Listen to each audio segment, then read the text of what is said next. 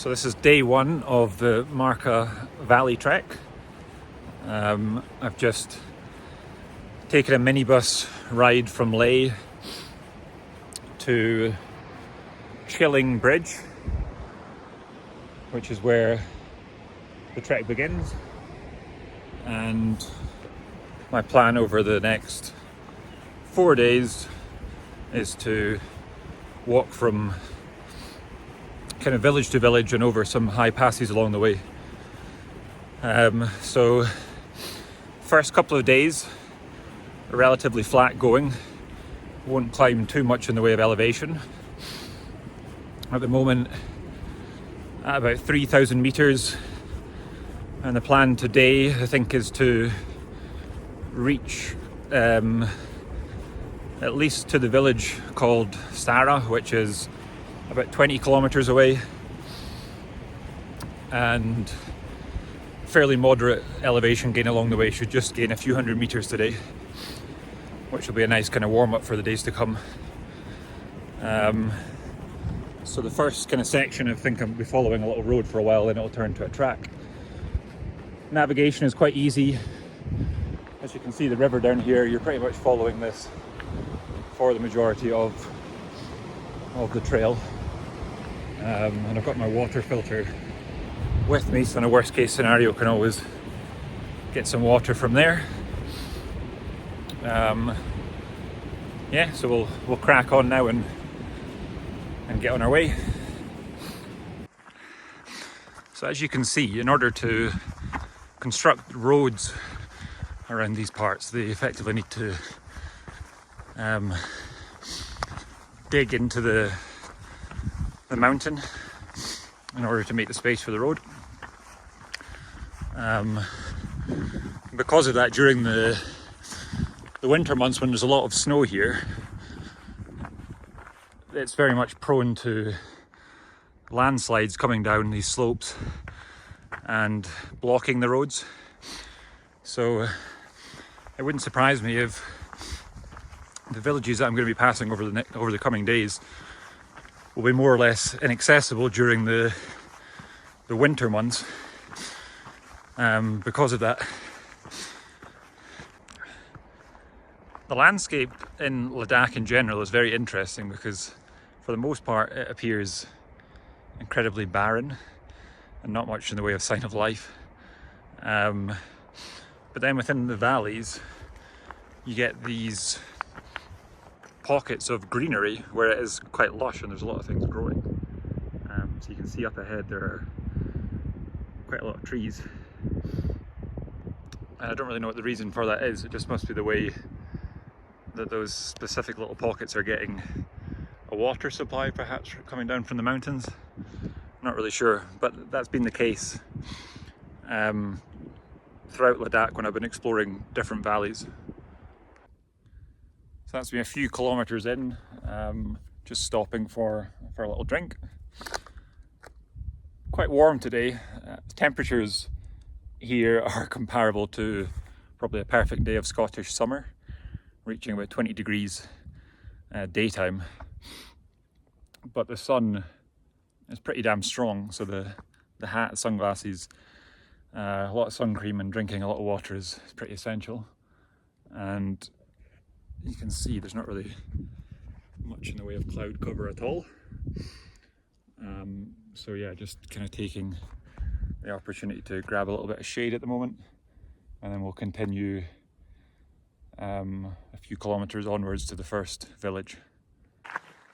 So you can get a better look now by what I was meaning when I was saying that these little areas in the valleys are really quite fertile. There's a lot of things growing here. This is the first village that we're approaching, the village of Kaya.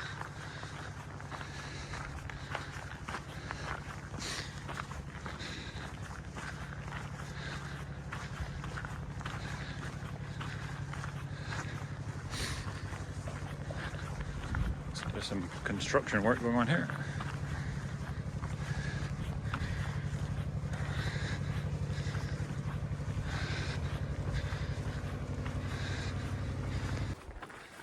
It'll be interesting to see how many other hikers there are doing the trail at this time of year.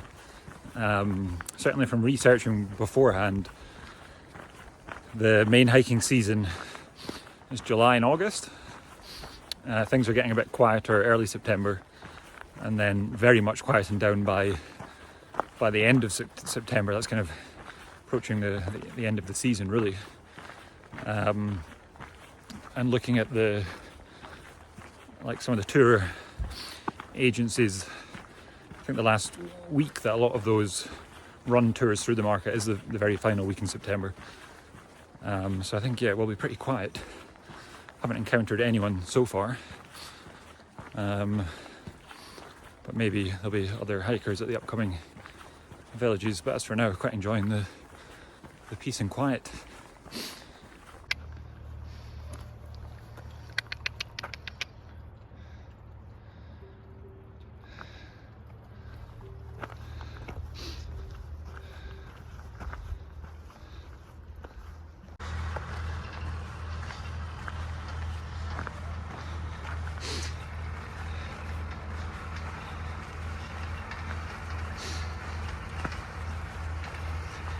Bit of farming going on here. Looks like they're harvesting some of the crop.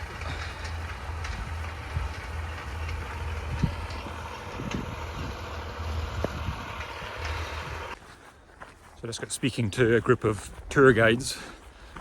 They're travelling along by jeep, so we're still kind of on dirt roads here, so you can still access by vehicle.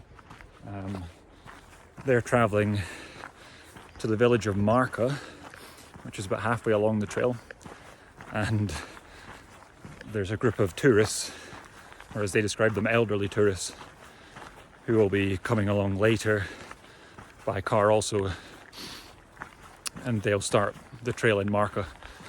So they're missing quite a significant portion of the overall trail by starting there. No doubt I'll encounter them over the next day or so. The tour guides were also saying that, yeah, it's pretty quiet this time of year. Not many tourists hiking at all. And thankfully they confirmed that the campsite at Nimmeling is still open, which is where I'll be spending my final night, which is quite high altitude, because that camp closes when the season ends. They were saying it's generally open till mid-October, so that won't be an issue. Hello. Hello. Hello. Nice.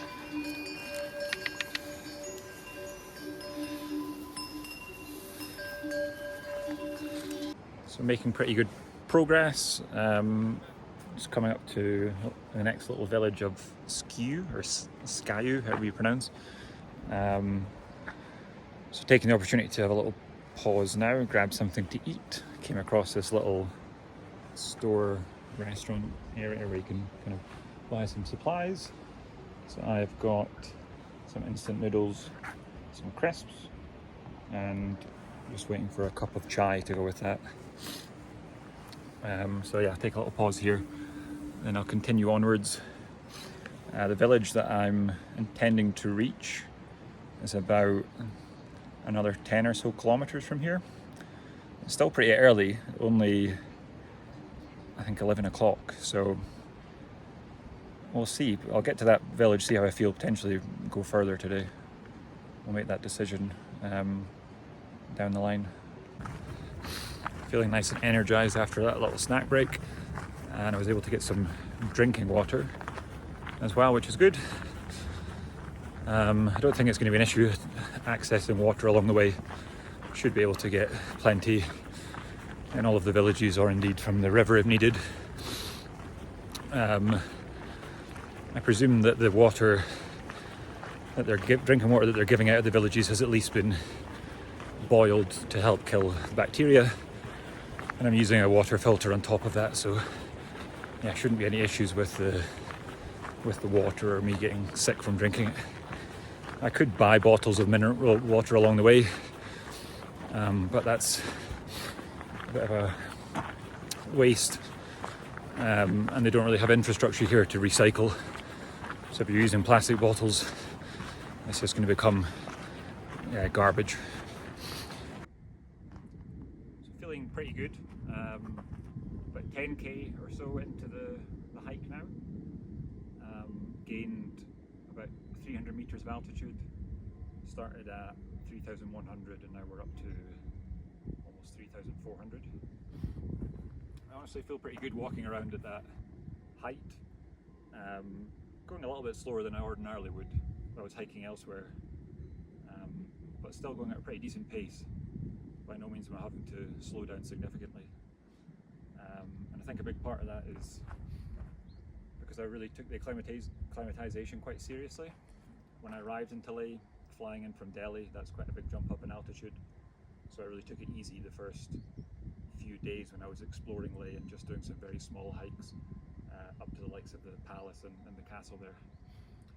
And then after those 3 days, I did a 4-day motorbike tour around the region, which again has helped me get used to higher altitudes as well, because a part of that I was climbing up to heights of over 4,000 and even in excess of 5,000 meters. A couple of the high passes that we went over, the highest of which was about 5,400, and that was quite a brisk climb up actually from Leh. Went up from 3,500 all the way up to that 5,400 meter Cardam La Pass. And you're doing that over about a 2-hour period, so it is a big gain in altitude. The good thing is you can obviously quickly descend when you're traveling by motorbike, so you do feel the effects of the altitude at the top, but then you can descend quickly and you're fine. But I think all of that has helped me get used to being at this higher level and the less oxygen that is available here. So at least today and tomorrow I don't anticipate having much issues at all with the altitude. And then on to days 3 and 4, when we're walking uphill in excess of 4,000 meters, and then even up to 5,000, that will be a bit trickier. So I'll probably have to dial the pace back at that point. But for now, feeling pretty good. And yeah, heading onwards to the village of Sara, which is about 10 kilometers away. It's approaching midday now, so I'll see what time it is when I get there. I'm in no rush to finish this hike as quickly as possible. If I really wanted to push it today, I could probably go beyond that and do the whole thing in 3 days. But I've got the time to relax and take it a bit slower. So yeah, we'll see when we get to Sara. Perhaps we'll stop there for today. So this is my water system here. I've got a collapsible water bottle, which I'm filling that up in the villages, and then water filter which is compatible with that, and then I'm simply just decanting that into a smaller water bottle, like so. So just taking the opportunity to stop for a moment and fill up some water from the river. Feeling good. I'm about 7 kilometers from the place that I'll potentially be staying today. It's approaching 1 o'clock in the afternoon, so making good time. It's bloody warm, but yeah, just drinking plenty of water and taking breaks along the way to contend with the heat. I see that there was a sign for a cafe coming up in about 10-15 minutes time, so I'll probably stop there for a wee snack and fruit juice and then continue on my way. So that was a bit of a near miss. Could feel something jagging in my foot, and I must have stood on this here, which has pierced my bloody shoe, and thankfully it did not go right into my foot. It will have left a hole in the bottom of my shoe, which is a bit of a pain, but yeah, it could have been a lot worse. More or less had the trail to myself so far. I passed a tour group a little while back, and there's been 1 or 2 solo trekkers that came in the other direction and passed me early on.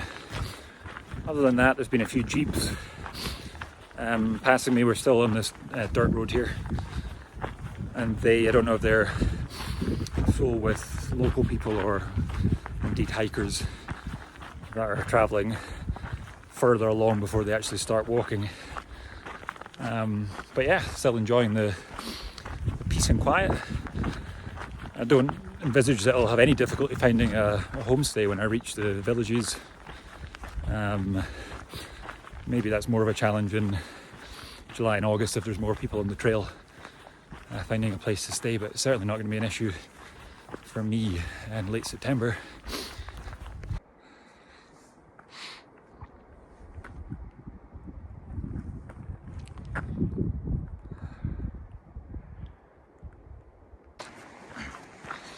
We're up to about 3,500 meters now, which is about the same altitude as Leh. So feeling quite comfortable walking around at this height. I think under an hour's walk now to the village of Sara, and it's just before 2 o'clock. So should reach there well before 3, and then I've got a decision as to whether I stay there or I push on for another 2 hours to the village of Markha. From what I understand, Markha's quite a bit larger, so there's more homestay options there. But I think from what I've seen, based on the jeeps that have been passing me, there's probably going to be a lot more trekkers staying in Markha, so the guest house might be a bit busier there, so we'll see.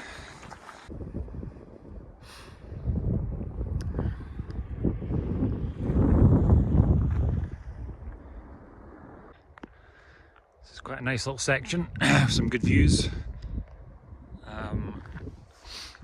The path is gradually starting to go up a bit more.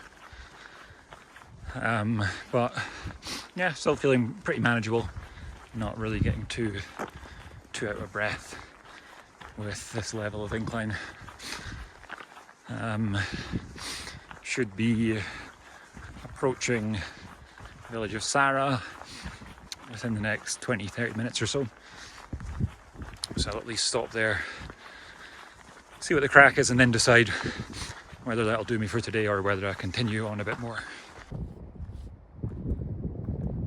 Stop for a little while to admire this awesome view that we have here. It's probably the nicest view of the valley so far.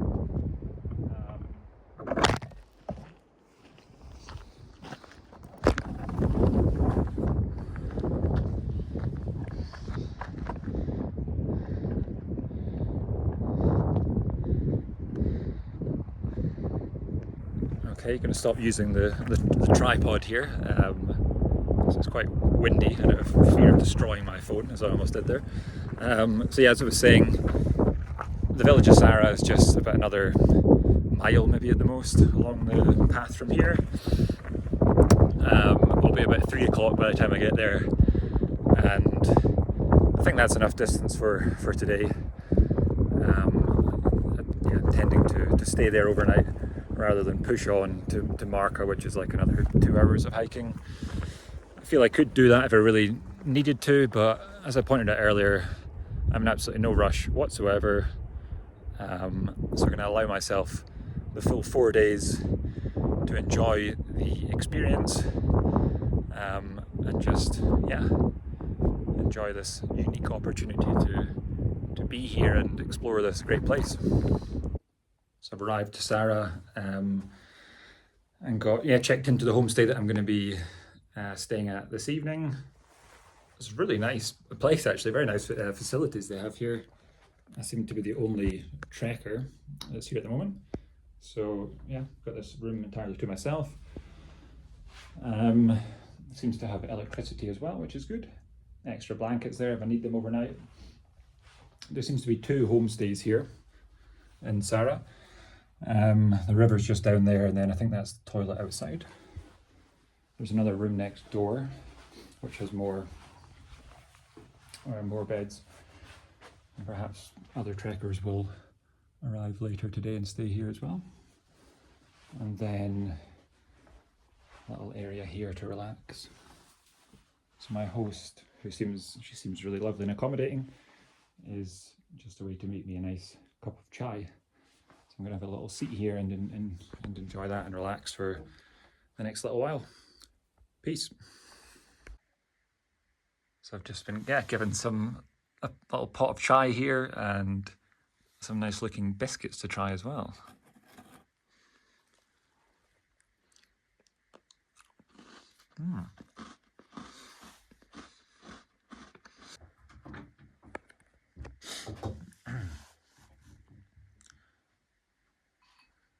Whoa, what are these? Oh, like biscuits or little sweeties. Not apricot. Yeah, you can grow here. Oh yeah, it's late. In Ley, okay.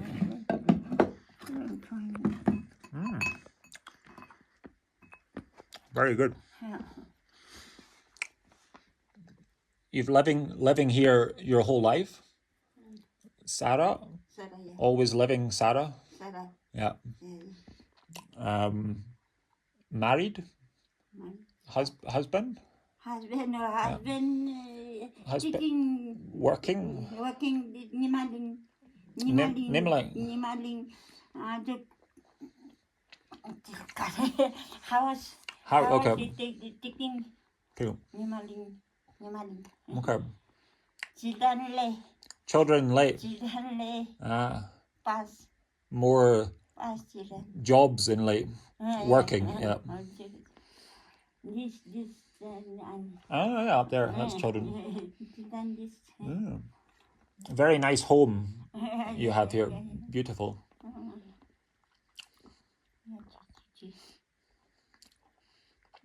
You have any animals here? Like sheep or cows, goats, anything like this? No? Farming? Growing chicken? Chicken, no. Okay. English, no. English, no. Speaking Ladakhi. Yeah. Oh. What name? Lepi. Lepi. And your name? Dulma. Callum? Callum, yeah. Callum. Yeah. Yeah, Callum is Lepi. I am from country Scotland. Scotland, yeah. You know? Yeah, okay. Yeah. My first time in Ladakh. Oh, past time. Yeah, first time. Yeah. Very Very beautiful place. Oh, yes. Yes. One people.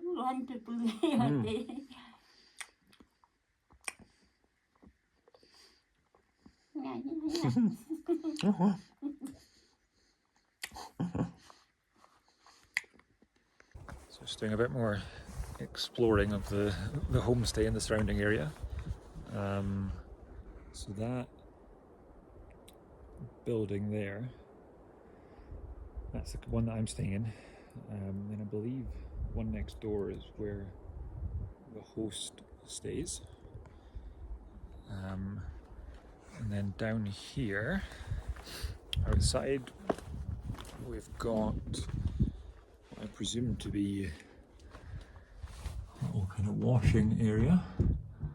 So I think what happens is you'll be given a bit of hot water in a bucket and you can use that to have a bit of a freshen up. And then next door we have our nice toilet here, which is quite literally just a hole in the ground. But yeah, that'll do the job.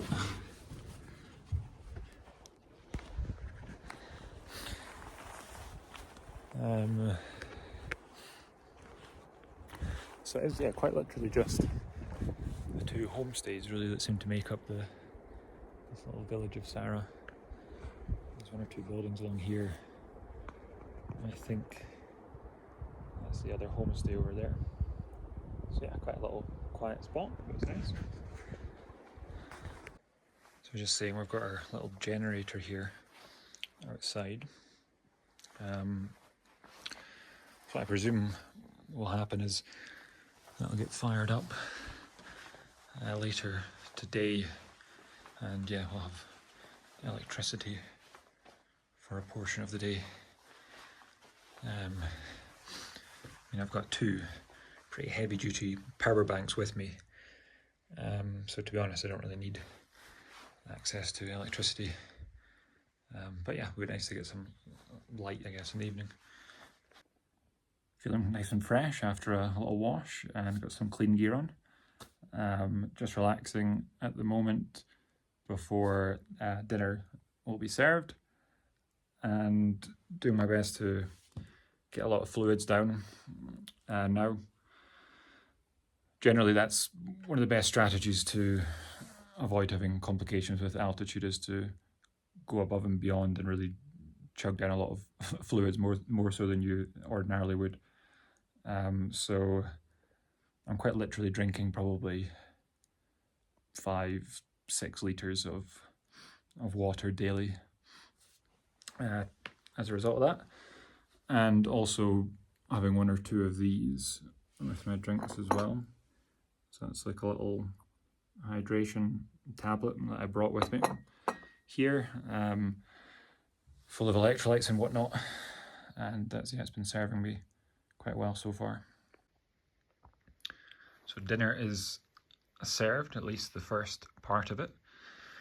So quite interesting, we have what is, well, yeah, popcorn appears to be, and a very tasty vegetable soup,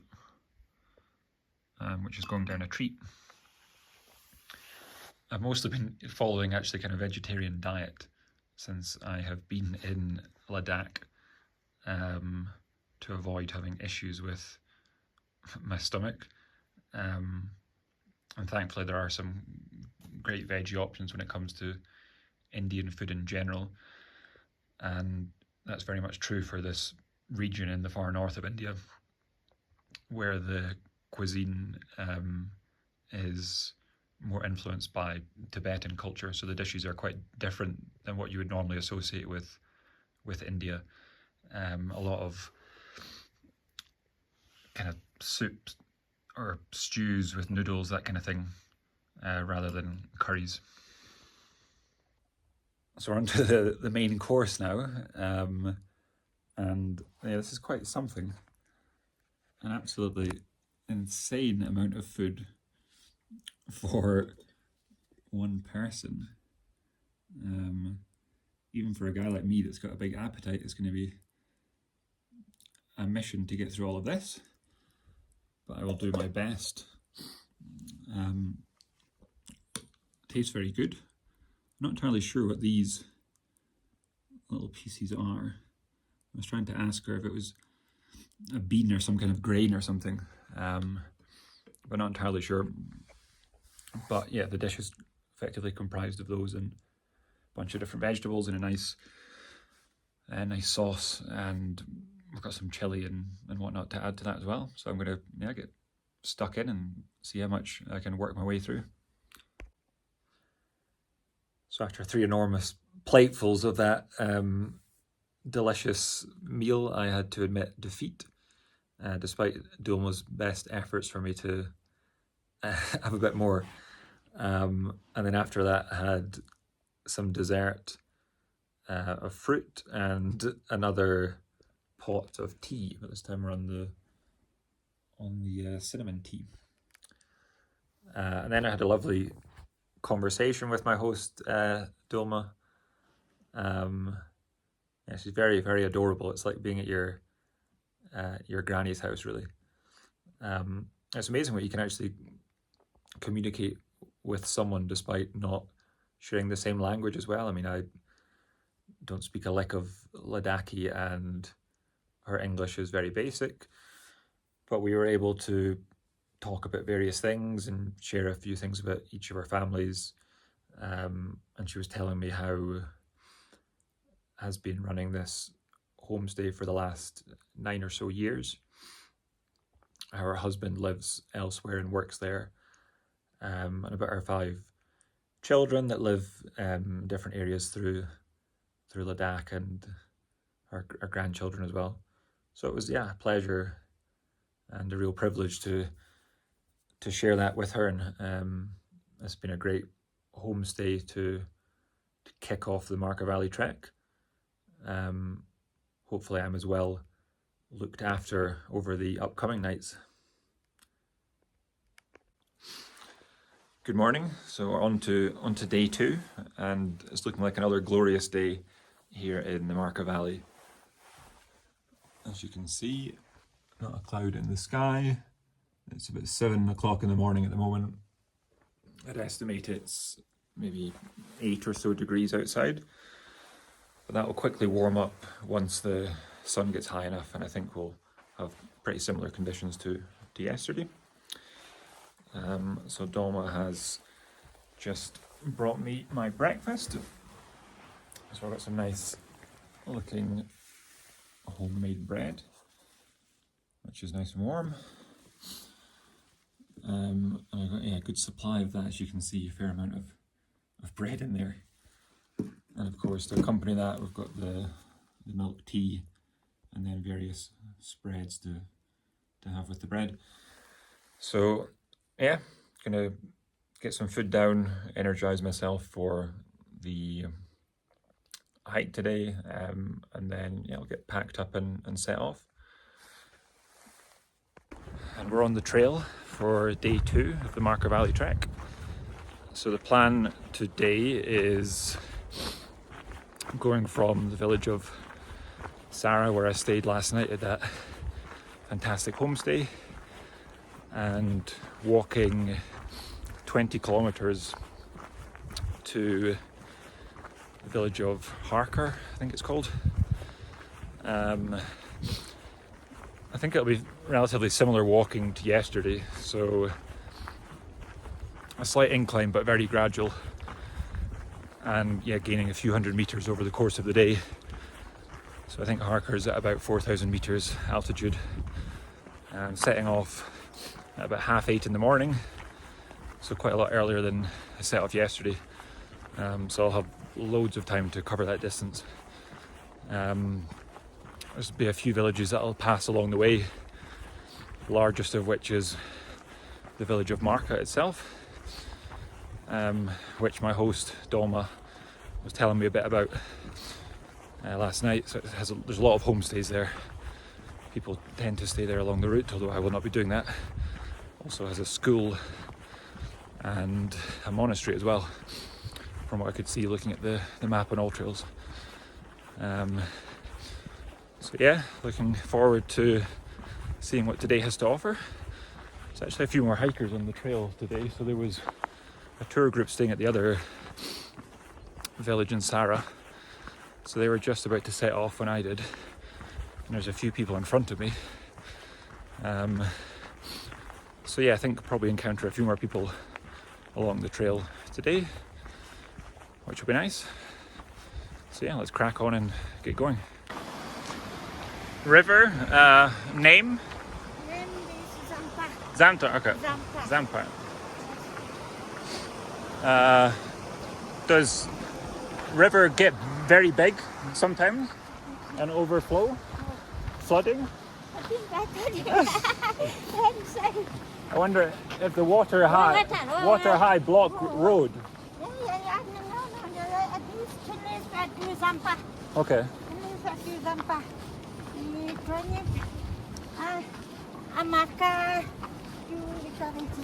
Okay.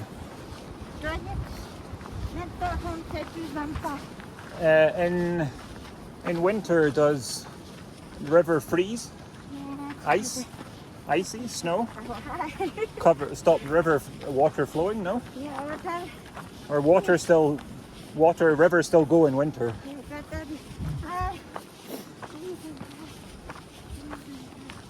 Uphill section here.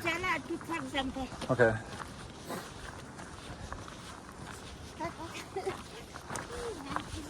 How far do you walk? You walk to next village?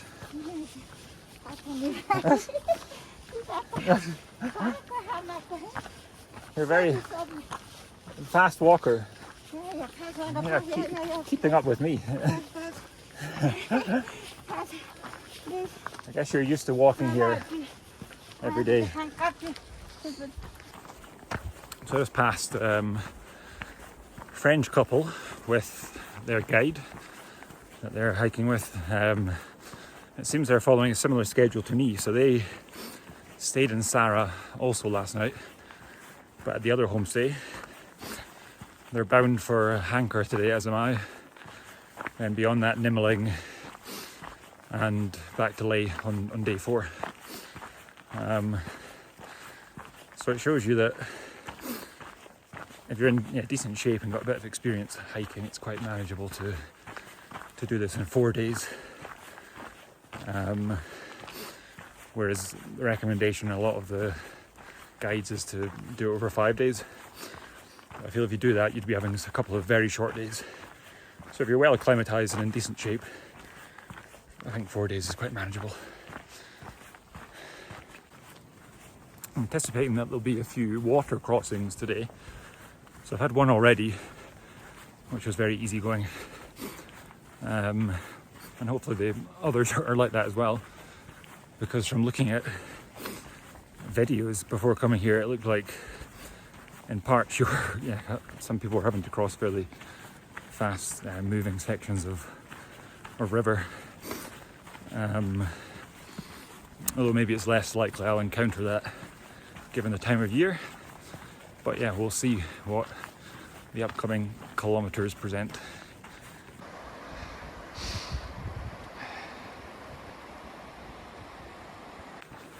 Making good progress, about 6 kilometres in. The first village should be appearing shortly. Walking is still very easy going. We're on this, still on the dirt road, which I think I'll basically be following for another hour or so all the way to Markha. And then the path should change beyond that, because I don't think you can get beyond Markha with a vehicle. But yeah, it's pretty easy walking at the moment. Temperature's rising, but I've been walking in the valley for the last little while, so it's actually been quite nice and shaded.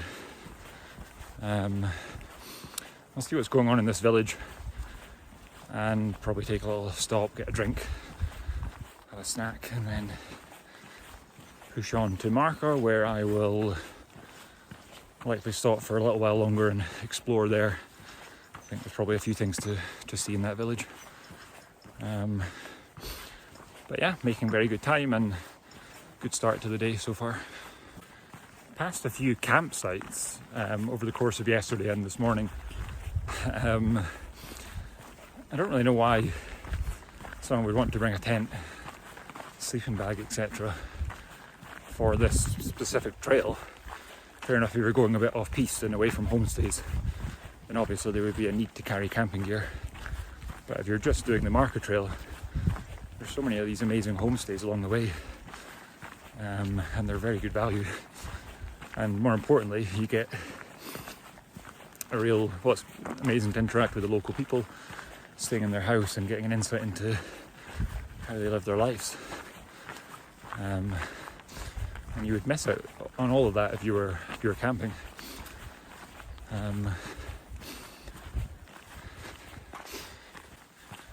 It also helps obviously support the local communities by staying in the homestays.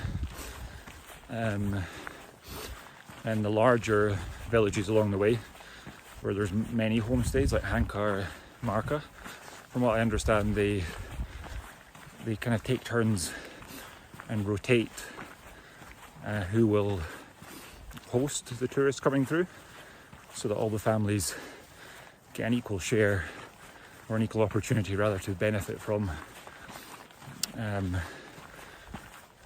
tourism. So we've got some water to cross now.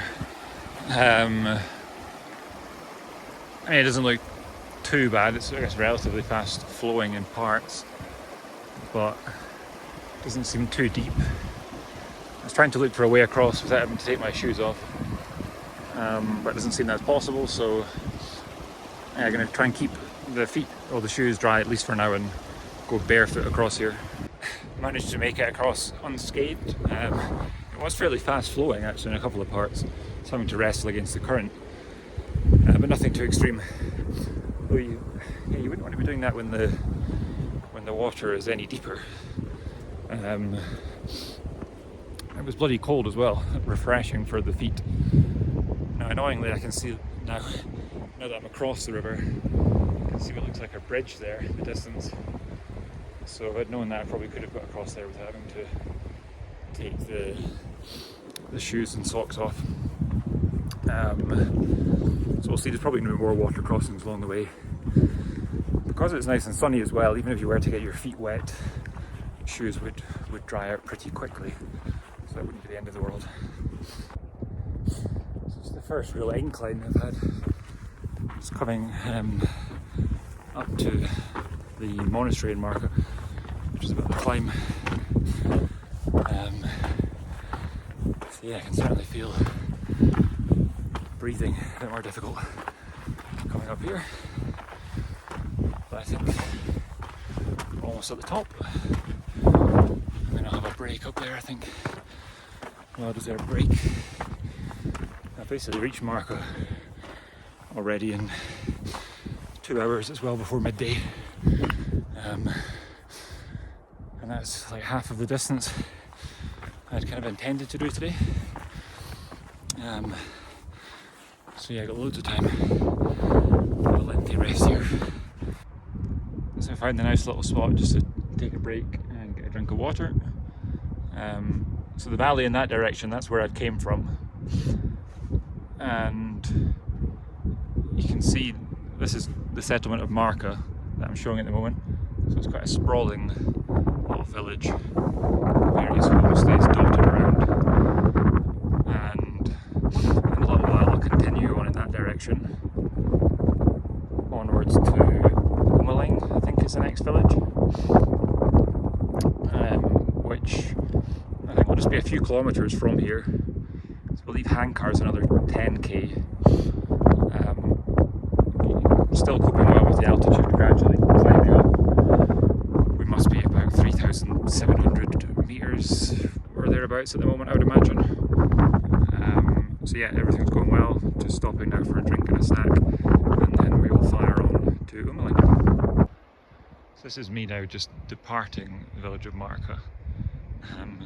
That white building on the right is actually a school from what I could see. So I wonder how many children go there and how far afield they come from to go to that school. Perhaps that's where all the kids from the surrounding villages go. I'm not too sure.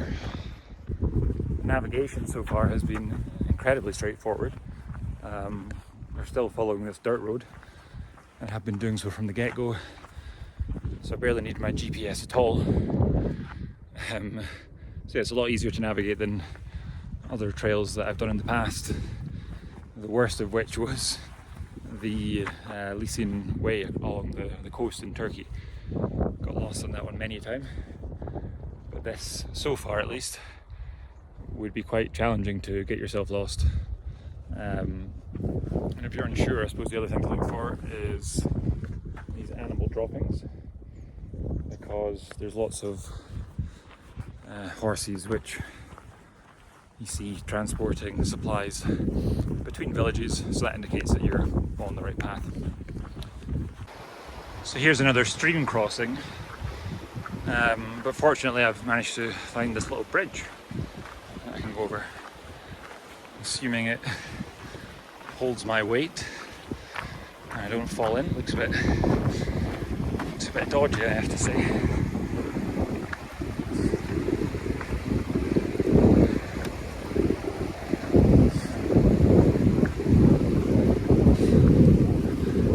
There we go, no bother at all. So I've climbed up to this monastery just a couple of kilometres before Umaling, and it's pretty steep climb. That's certainly the most tired I've been on the trail so far. You can kind of see the level of incline. So just relaxing here, then I head onwards in the valley, and I think that's maybe Umlung you can see in the distance there. So just stopped for some lunch. So this is a little packed lunch that I got from the homestay. It's got bread and cheese,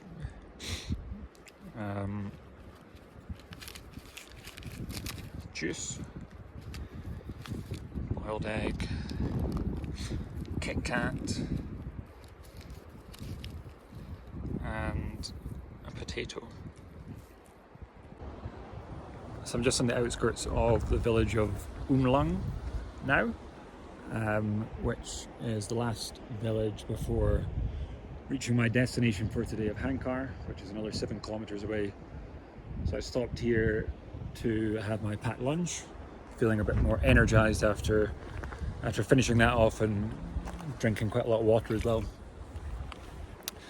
I stopped at the monastery before Umlang for quite some time as I got speaking to this large group of Americans that are trekking together, and they're doing roughly the same kind of schedule as I am, but they're camping and have kind of local guides with them and horses transporting their gear as well.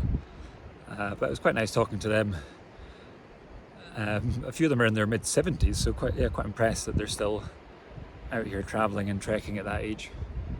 And a couple of them were telling me that they've been to Ladakh many times over the years, dating back several decades, and how it's changed since then, and how the Markha Valley trek has changed since then as well. Because I did wonder how recent this road was that seems to be linking all the villages so far, and they were saying that that's kind of only come about since COVID. Prior to that, it was inaccessible to get this far by car. So yeah, it's kind of changed around here, I guess, in recent years. I'm gonna crack on now and push towards Hankar, which, as I've mentioned, is about 7 kilometers away. It's 1:30ish or thereabouts now, so I think it should be a similar finish time today as I finished yesterday. Around 3 o'clock I think I'll arrive there. Supposedly there's any amount of homestays there, so yeah, hopefully I find a good one like I did last night. We shall see, but I'm gonna push on now and get going. So the colours of the mountains are changing a little bit.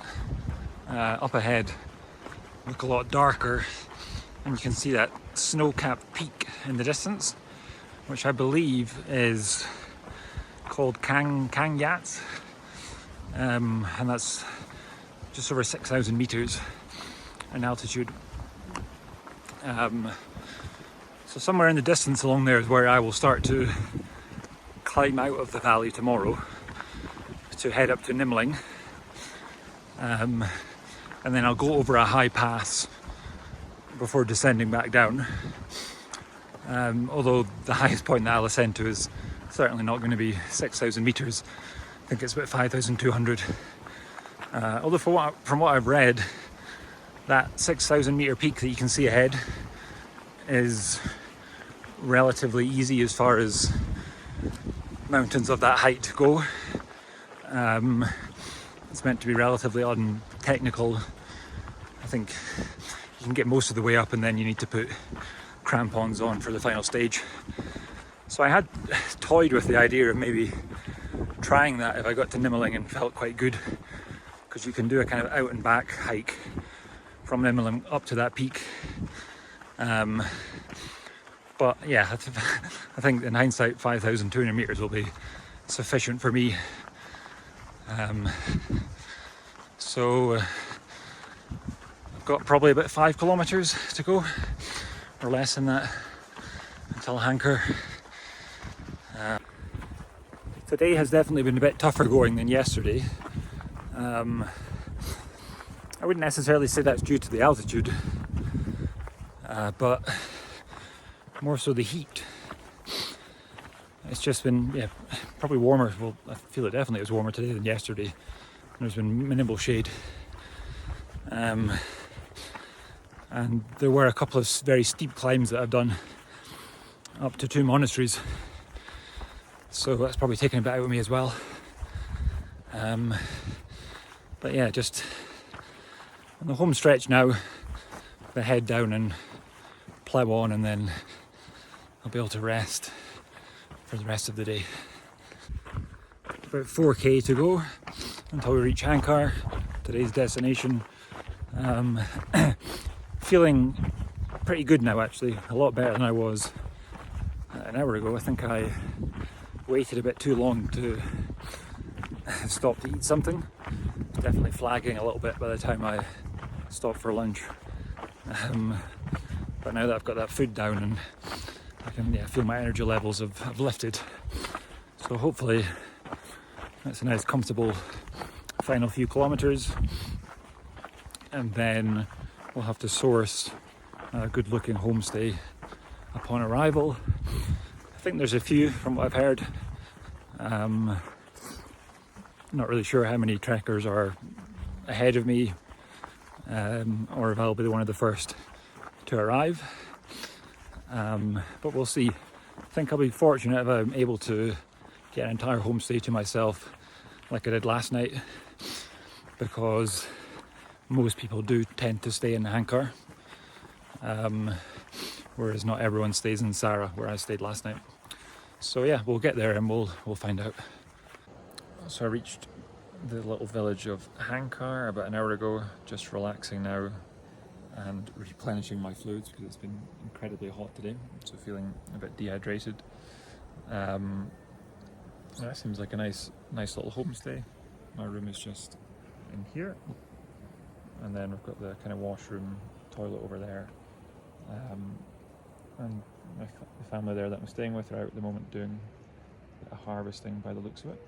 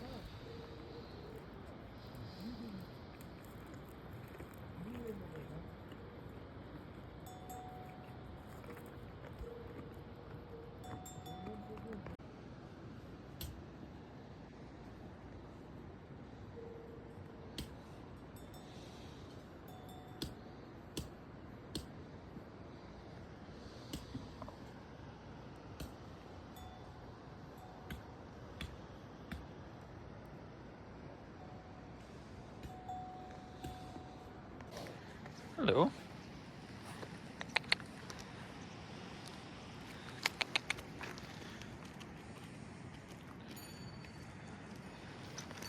Very friendly donkeys around here.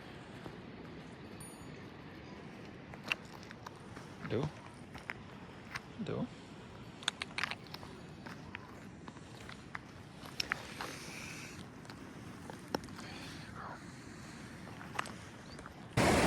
Just wandering around and doing a bit of exploring of the village of Hankar.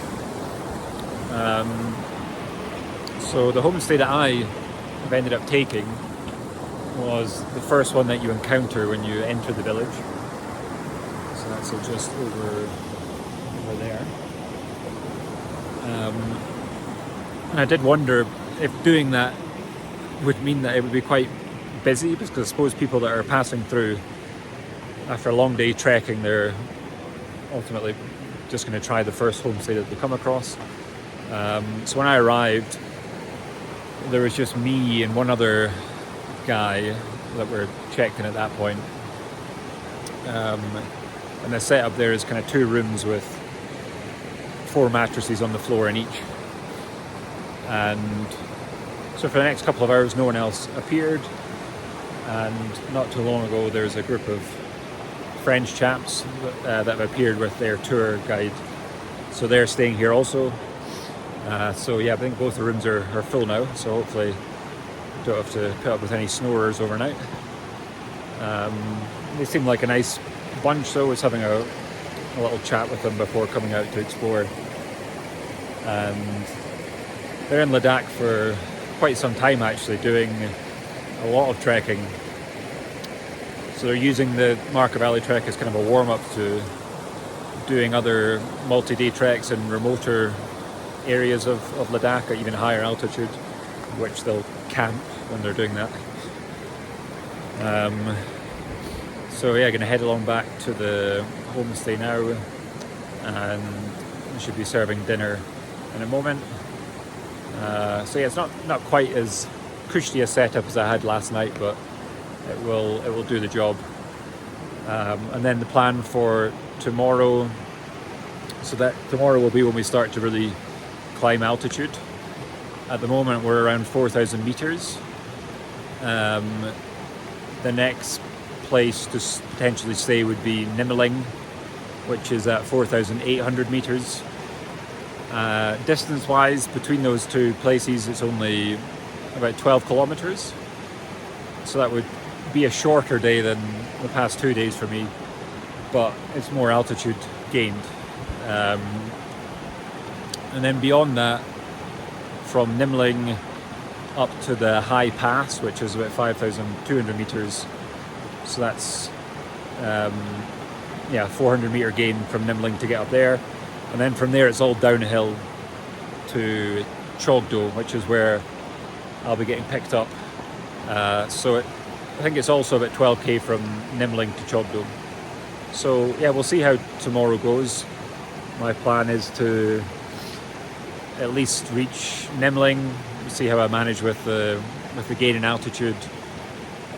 If we're feeling grand, maybe we'll go beyond that, but we'll see what tomorrow brings.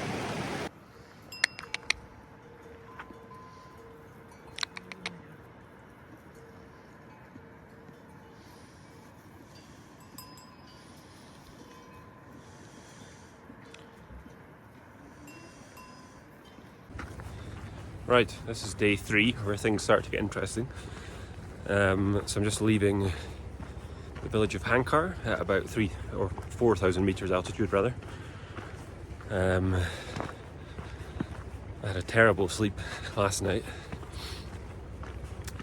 In general, when you're sleeping at these higher heights, you feel yourself getting quite congested, so your nose is blocked up. And on top of that, I seem to have picked up a cold as well. So yeah, it was kind of broken sleep through the night. I had a bit of a sore head first thing. I've had some ibuprofen, a ridiculous amount of water, some electrolytes. Feeling better now. So today, at least the first part, will be climbing 800 meters over the course of 12 kilometers to Nimaling, which is probably where I'll stay tonight. The other option would be pushing on a little bit more, covering the high pass, and then descending down there to Chogdo and just finishing the hike today. Good thing about doing that would mean I'll be able to sleep at lower altitude. So we'll see what happens. So this is the first time I've taken the wrong way. I was down there, right down towards the river. And to get back onto the path, I've had to clamber over a couple of fences. But it's all good, I think we're back on track now. Heading straight on here, and then climb should begin pretty soon. So I arrived at Nimaling a couple of hours ago, which is where I have decided to stay tonight. Didn't really do too much filming on the way, was just focused on getting here really in one piece. It was okay actually in terms of how it felt climbing that level of altitude. So started at 4,000 meters this morning and came up to 4,800. I've been feeling my head a little bit all day, but that could well be to do with the fact that I picked up a cold as much as anything. Breathing wasn't really an issue at all during the hike, and feeling quite comfortable now that I've stopped. So tomorrow will be the final day, and as part of that I'll have another 400 meters to ascend, heading up in this direction over the high pass, and then it's all downhill from there, which will be nice. So that's camp for the night. Quite basic, but it'll do the job. Just various tents. Found one of those little green tents to the left, and yeah, they provide plenty of warm blankets and whatnot, so I don't think it's going to be that cold overnight. It's still very warm actually at the moment, considering that we're almost at 5,000 meters altitude. It must be at least 15 degrees, if not near 20 right now. It's absolutely roasting. I expected it would be cooler, but it's not been the case. I've actually been very fortunate with the weather so far.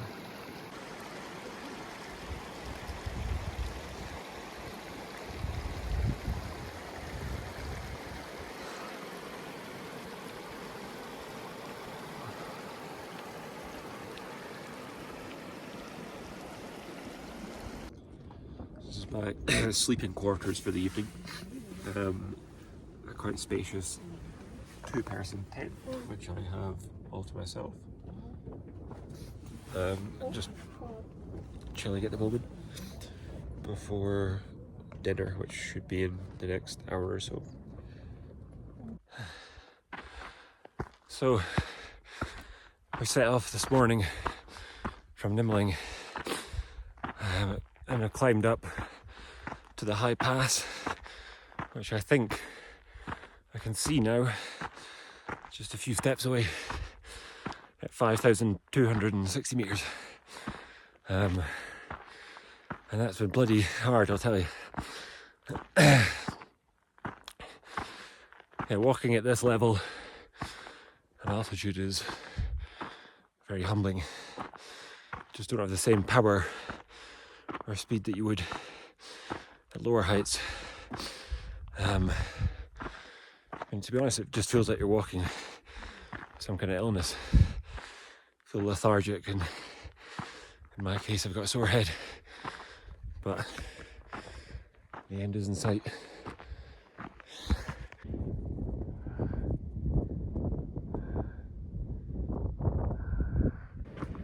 So the Markha Valley adventure is coming to an end shortly. This is the last kilometre or so stretch that I'm walking, where I'll get picked up by a taxi and taken back to Leh. So yeah, another tough day today. It was a pretty brutal climb from where I stayed last night up to the highest point, which was in excess of 5,200 meters. So that was as tough a climb as I've ever endured up a hill before. It was very slow going, but yeah, we got there and relaxed at the top for a little while, and then I've made my way back down. It's been quite a smooth descent, really. Feeling a lot better now as well, now that I've dropped 1,000 meters or so in altitude, so we're down at about 4,000 meters. And the headache that I've been experiencing for more or less the last 2 days has completely cleared up. So that was obviously due to the altitude. So yeah, looking forward to just relaxing for the next couple of days. But yeah, it's been a great adventure on the Markha Valley Trail.